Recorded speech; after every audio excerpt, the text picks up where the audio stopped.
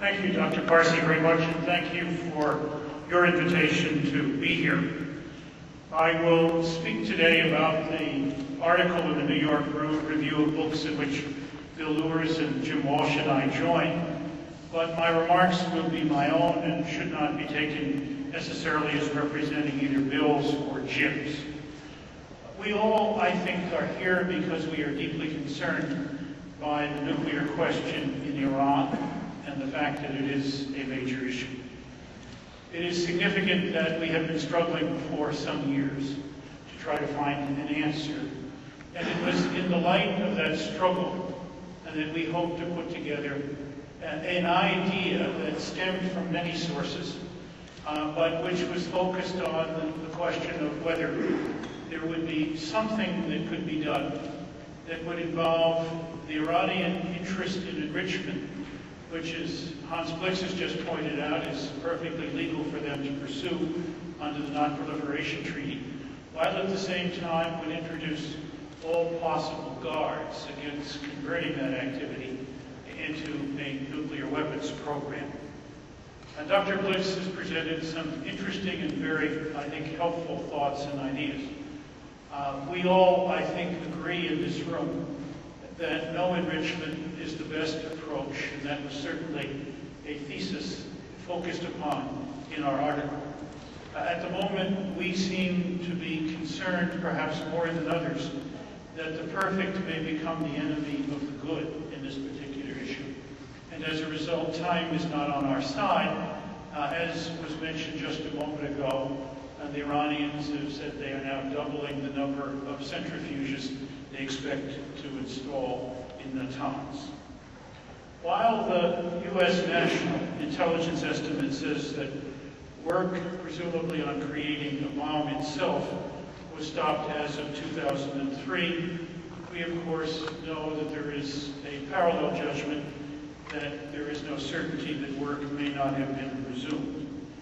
Our proposal can be reduced to three very main, simple points.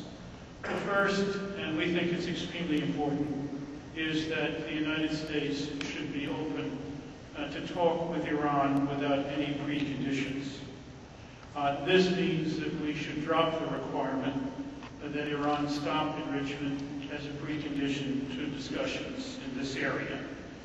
Indeed, we are, in effect, guilty of erecting a barrier in the way of pursuing our most important objective in Iran with this precondition. And we all believe that talks can be as wide-ranging and as broad and as widely focused as each side can be brought to agree. My own personal position is that there should be no precondition and every subject should be open for discussion. The second part of our approach is to propose that there be multilateral or multinational enrichment in Iran in order to get at the nuclear issue which is before us. This would be to limited levels to meet civil needs of enrichment. It would use Iranian technology as the approach, and there would be no stockpiling, of course, of low-enriched material. The third proposal, which is directly related to the second and linked to that, is that there would be wide-ranging inspection connected with the acceptance of this proposal by the parties concerned, Iran and the West.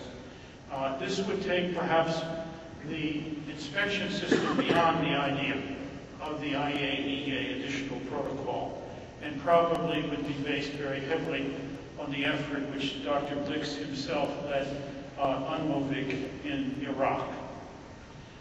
Why are we concerned about this? Well, Iran continues, as we know, to create facts. I've just referred to those. It is still difficult, we all know, to learn how to operate individual centrifuges in cascades continuously and successfully.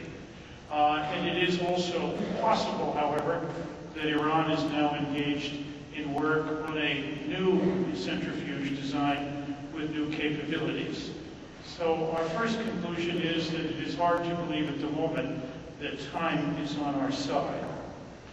Much of our discussions and much of our presentation is based indeed on contacts which a number of us have held with Iranians over the last 3 or 4 or 5 years, and which have led us to give serious consideration to this type of proposal.